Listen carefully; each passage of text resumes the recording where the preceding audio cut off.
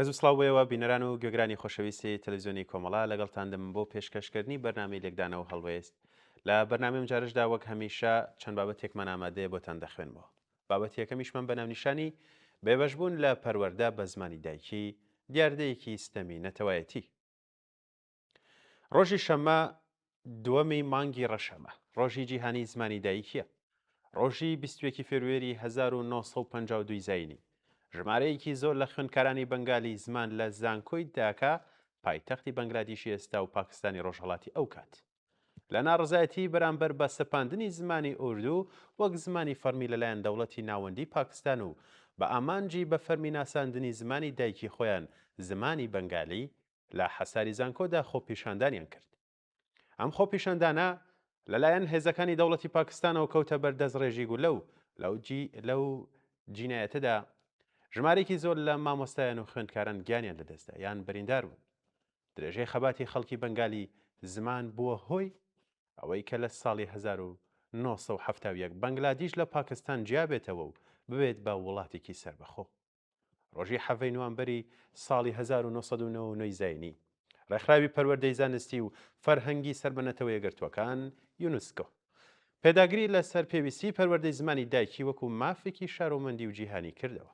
هەروەها پێشنیاری فەرمی دەوڵەتی بەنگلادیشی بۆ بە فەرمی ناساندنی ڕۆژی 21 فێبریوەری وەک ڕۆژی جیهانی زمانی دایکی قبول کرد. 188 وڵاتی ئەندامی یونسکۆ لەوانە کۆماری ئیسلامی ئێران دەنگی ئەرەیان بەو پێشنیازەدا. بە دوای ئەوە بۆ یەکەمین جار مەراسمی ڕۆژی جیهانی زمانی دایکی لە مانگی فێبریوەی ساڵی 2010 لە پاریس بە بەشداری نوێنەرانی وڵاتە جۆرە جۆرەکانی جیهان و زمان ناسان و پسپۆڕانی بواری پەروەردەیی لەلایەن ڕێکخراوی یونسکۆوە بەڕێوەچوو. لەو کاتەوە لە زۆرێک لە وڵاتەکان ساڵانە بەم بۆنەیەوە مەراسیم بەڕێوە دەچێت. کۆماری ئیسلامی کە یەکێکە لەوە ژۆکارانیان بڕیارنامەی نەتەوە یەکگرتووەکان و تەنانەت لە یاسای بنەڕەتی ڕژێمیشدا پەروەردە بە زمانی دایکی بە فەرمی ناسراوە، بەڵام سەرڕای ئەوەش باکردەوە بە ملوێنان منداڵ کە زمانی دایکیان فارسی نییە لە قوتابخانەکاندا لەم مافە سروشتیە بێبەش کراون. ئەلبەت هۆکاری ئەم کارەی ڕژیم ڕوونە. کۆماری ئیسلامی بە شێوازێکی پێشینانی خۆی پەروەردە بە زمانی دایکی باپرسێکی مەترسیدار بۆ یەکپارچەی خاکی ئێران دەزانێت. ئەکانی بیستە شۆڤینیستیەکانیش بەم بابەتیان ئەم بابەتە بە هەڕەشەیەکی جدی بۆ سەر زمانی فارسی و پیلانگەڕی بەمەبەستی لاوەزکردنی ئەم زمانە دادەنێن. ڕژێمی کۆماری ئیسلامیش هاوشێوەی ڕژێمی شا بەگرتنەبەری ئەم سیاسەتە هەوڵی دروستکردنی یەک فەرهەنگ و یەک زمان و گەیشتن بە ناسنامەیەکی نەتەوەی ساختەی ئێرانی دەدات. ئەم سیاسەتە ئەگەر لە سەرەتای زاڵبوونی سیستەمی سەرمایەداری لە ئەوروپا و هەروەها وڵاتانی کۆلۆنیالیزمی ژێرهەژمونی وڵاتانەدا ڕێگەیەک بوو بۆ یەکسانکردنی کۆمەڵگاکان لە هەندێک ناوچەی جوغرافیایی دیاریکراودا، دروستکردنی دەوڵەت نەتەوەکان و پێکهێنانی بازاڕی کار و کاڵای ناوخۆیی لە سەردەمی جیهانگیری سەرمایە و سەردەمی شۆڕشی پیشەسازی دووەمدا بە زوتنەوەیکی کۆنەپەرست لە خزمەت پاراستنی هەژمونی دار و دەستە مافیایە دەسەڵاتدارەکانیدایە.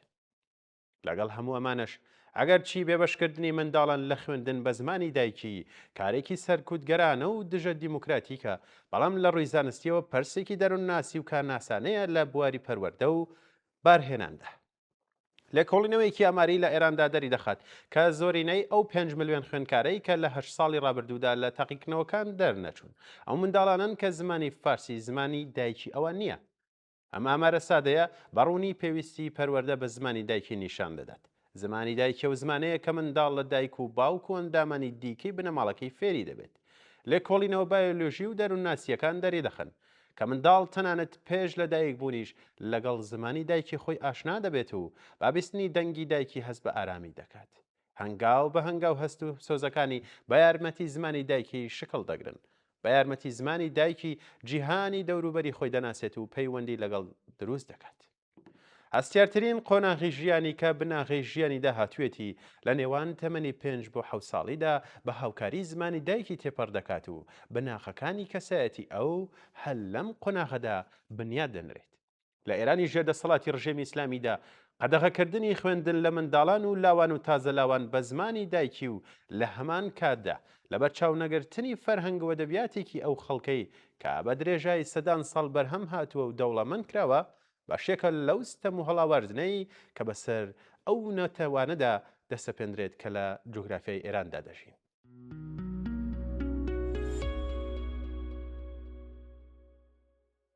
بابەتێکی ترمان بە ناونیشانی لێکەوتەکانی هێرشی ئەمریکا بۆ سەر ئێران چی دەبن؟ ئەمە بابەتێکی توێژینە و شیکاریە لە شارپرێسەوە وەرگیراوە. وا دیارە ویلایەتە یەکگرتووەکانی ئەمریکا زۆر نزیکە لە وەشاندنی گورزێک لە ئێران. ماوەی چەند هەفتەیەکە واشنتۆن هێزەکانی لە ڕۆژهەڵاتی ناوەڕاست بەهێزتر دەکات. وا دەردەکەوێت کە ئێستا هێزێکی ئاسمانی لە ناوچەکەدا کۆ دەکاتەوە کە هاوشێوەی نەبووە لە دوای داگیرکردنی عێراق لە ساڵی 2023 زاینیەوە. بێگومان ڕەنگە ئەمە تەنها مانۆڕێک بێت بە ئامانجی فشارخستنە سەر ڕژێمی ئێران و بۆ ئەژۆکردنی ڕێکەوتنەکە ناوێت زانراویشە کە هاوپەیمانە عەرەبەکانی ئەمریکا لە وڵاتانی کەندا و هۆشداریان داوە لە هێرشێکی ئەمریکی کە بێتە هۆی ئامانجی نەخوازراوە. بۆیە لە کاتێکدا ئامانجە ئەگەریەکانی هێرشێکی ئەمریکی تا ڕادەیەکی زۆر دەتوانرێت پێشبینی بکرێن، بەڵام ئەنجامەکەی بەو شێوەیە نییە. بە گوێرەی راپۆرتێکی ماڵپەڕی BBC ئەگەر دانوستانەکان شکستیان هێنا و دۆناڵد ترامپ بڕیاری هێرشەکانیدا دەرەنجامە ئەگەریەکان چین؟ چەند خاڵێکە بۆتان دەخوێنمەوە. یەکەم، گورزی ورد و ئاراستەکراو بە کەمترین زیانی مەدەنی وەچەرخان بەرەو دیموکراسی هێز ئاسمانی و دەریایەکانی ئەمریکا گورزی سنووردار و وردەوەشێنن کە بنکە سەربازیەکانی سوپای پاسداران، هێزی بەسیج، شوێنەکانی هەڵدان و کۆکردنەوەی موشەکە بالیستیکیەکان و بەرنامە ئەتۆمیەکەی ئێران دەکەنە ئامانج. ڕژێمەکە کە خۆی لەبەر لێواری داڕماندایە و دەڕوخێت، ئەمەش ڕێگە خۆش دەکات بۆ گواستنەوە بەرەو دیموکراسیەکی ڕاستەقینە کە تێیدا ئێران بتوانێت دووبارە بگەڕێتەوە ناو کۆمەڵگای نێودەوڵەتی. ئەمە سیناریۆیەکی زۆر گەشبینانەیە. دەستێوەردانی سەربازی ڕۆژاوا لە عێراق و لیبیا نەبووەتە هۆی گواستنەوەی یاران بەرەو دیموکراسی، هەرچەندە کۆتایی بە ڕژێمە دیکتاتۆرەکانی هێنا، بەڵام دەرگای بۆ ساڵانێک لە پشێوی و خوێنڕشتن واڵا کرد. خاڵێکی تروادە خاڵی دووەم، مانەوەی ڕژێم بەڵام بە نەرمکردنی سیاسەتەکانی. ئەمە دەتوانرێت بە نمونەی فەنزوێ لە ناو ببرێت. جوڵەیەکی خێرا و بەهێزی ئەمریکا ڕژێمەکە وەک خۆی دەهێڵێتەوە، بەڵام ناچاری دەکات بەرەو سیاسەتی مام ناونتر بڕوات لە دۆخی ئێراندا. ئەمە بەو مانایەیە کە کۆماری ئیسلامی دەمێنێتەوە، بەڵام ناچار دەبێت پاڵپشتیەکانی بۆ گروپە چەکدارەکان لە ناوچەکەدا ببڕێت. بەرنامە ئەتۆمی و موشکیەکانی ڕابگرێت و سەرکوتکردنی ناوخۆیی کەم بکاتەوە. ئەم سیناریۆش لا کەمترین ئەگەرەکانیدایە، چونکە سەرکردایەتی ئێران لە ماوەی 47 ساڵی ڕابردوودا لە بەرامبەر گۆڕانکاریدا زۆر ڕق بوو و عەلی خامنەئیش یەکێکە لە سەرسەختترین نەیارانی سازشکردن. خاڵی سێم، داڕمانی ڕژێم و جێگرگرتنەوەی بە دەسەڵاتێکی سەربازی. زۆر کەس پێیان وایە ئەمە ئەگەرترین ئەنجامە، هەرچەندە ڕژێم لە لای زۆر کەس بێزەراوە، بەڵام دەستگایەکی ئەمنیزە بەلا هەیە کە بەرژەوەندی لە مانەوەی دۆخەکەدایە. سوپای پاسداران با قوڵی تێوەگلاوە لە ئاوری ئێراندا لە کاتی هەر پشێویەکدا کە بەهۆی گورزەکانی ئەمریکاوە دروست دەبێت. ئەگەری هەیە ئێران بکەوێتە ژێر دەسەڵاتی حکوومەتێکی سەربازی بەهێز کە لە کەسایەتیەکانی سوپای پاسداران پێک بێت.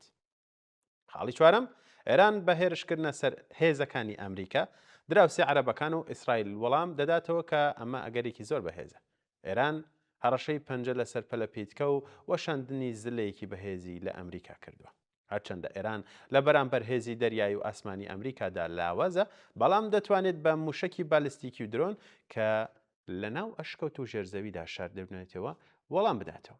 دەکرێت بنکەکانی ئەمریکا لە بەحرین و قەتەر یان ژێرخانی وڵاتانی وەکو ئوردن و ئیسرائیل بکرێنە ئامانج. خاڵی پێنجەم، ئێران مین لە کەنداو دادەنێت. ئەمە هەڕەشێکی کۆنە بۆ سەرگواستنەوەی نەوتی جیهان. گەروی هورمز خاڵێکی یەکجار گرنگە کە لە سەدا 20 گازی سروشتی و نزیکەی لە سەدا 25 نەوتی جیهانی پێدا تێپەڕ دەبێت. هەرچەندە ئێران خۆی زیانمەندی یەکەم دەبێت بەهۆی بڕانی هەناردەی نەوتەکەی، بەڵام ڕەنگە وەک کارتێکی فشار و تێکدانی بازرگانی جیهانی بەکاری بێنن کە ئەمەش کاریگەری گەورەی لەسەر چین و وڵاتانی ئاسیاش دەبێت. خاڵی شەشەم، ئێران گەشتێکی جەنگی ئەمریکی نقم دەکات. یەکێک لە مەترسیە گەورەکان بەکارهێنانی هێرشی پۆل، واتە ڕەوانەکردنی ژمارەیەکی ئەجگار زۆری درۆنی خۆکوژی و بەلەمی خێرا بۆ سەریەک ئامانج. ئەویش بە جۆرێکە بەرگریەکانی ئەمریکا نەتوانن هەمویان لەناو ببن. نقمکردنی گەشتێکی ئەمریکی یان بەدیلگرتنی سەربازانی سوکایەتێکی گەورە دەبێت بۆ واشنتۆن و جەنگەکە بەرەو قۆناغێکی زۆر مەترسیدار دەبات. خاڵێکی تر، خاڵی حوتەم، داڕمانی ڕژێم و سەرهەڵدانی پەشێوی و فەوزە. ئەمە مەترسێکی ڕاستەقینەیە.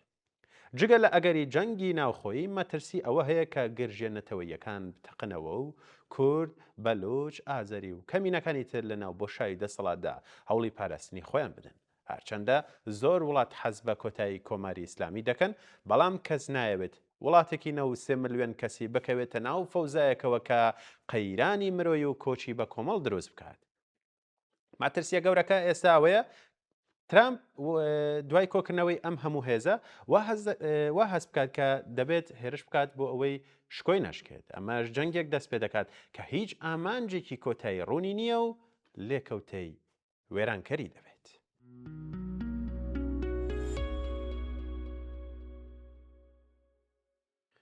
ئایا جۆلانی لەگەڵ هەسەدە شەڕ دەست پێ دەکاتەوە؟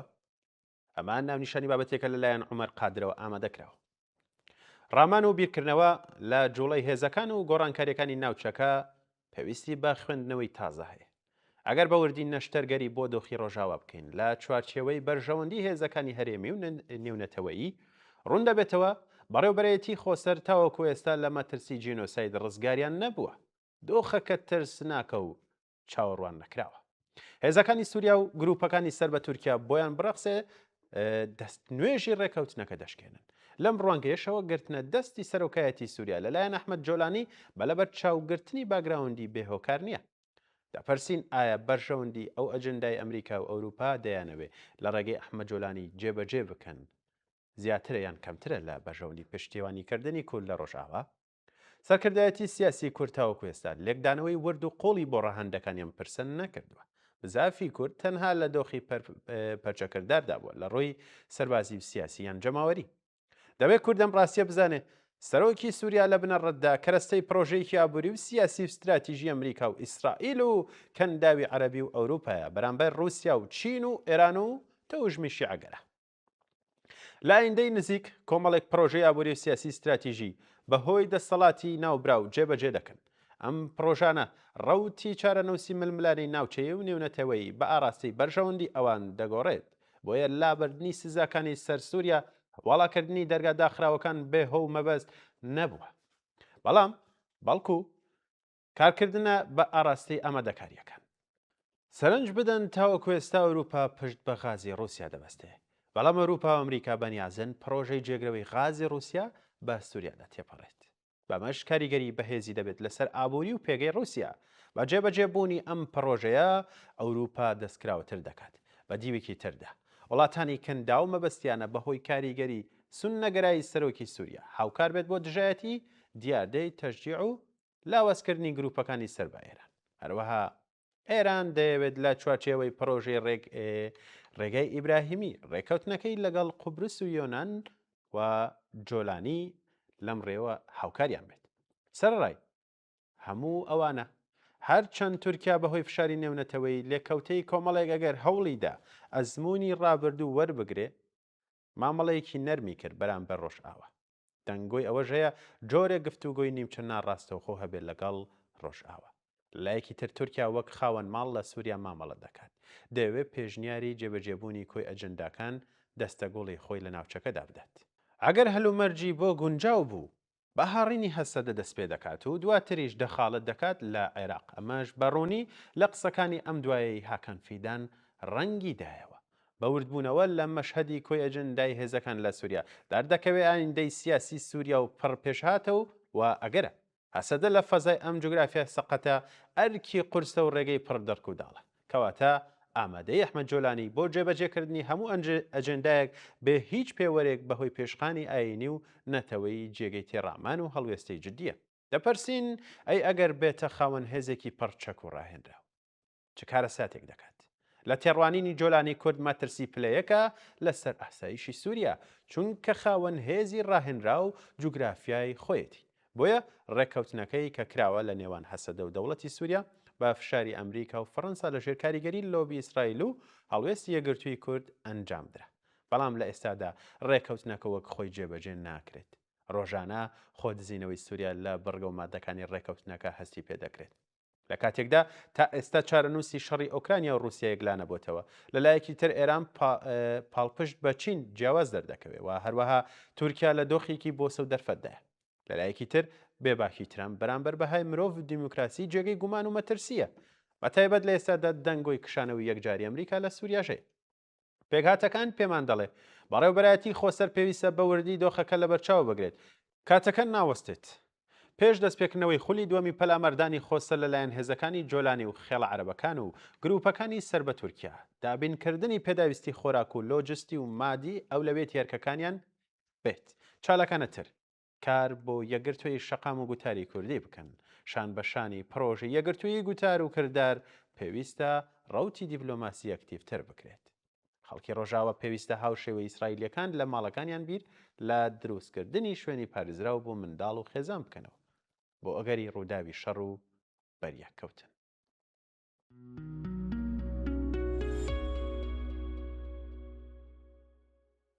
بەڵێ بینەران و گوێگرانی خۆشەویست ئەمەش بابەتەکانی ئەم جاری بەرنامەی لێکدان و هەڵوێز بوو کە بۆ ئێوەی خۆشەویستم خوێندەوە تاوەکو بەرنمەیەکی تر و خوێندنەوەی چەند بابەتێکی تر بۆ ئێوە کات و ساتێکی خۆش بۆ هەموو لایەکتان.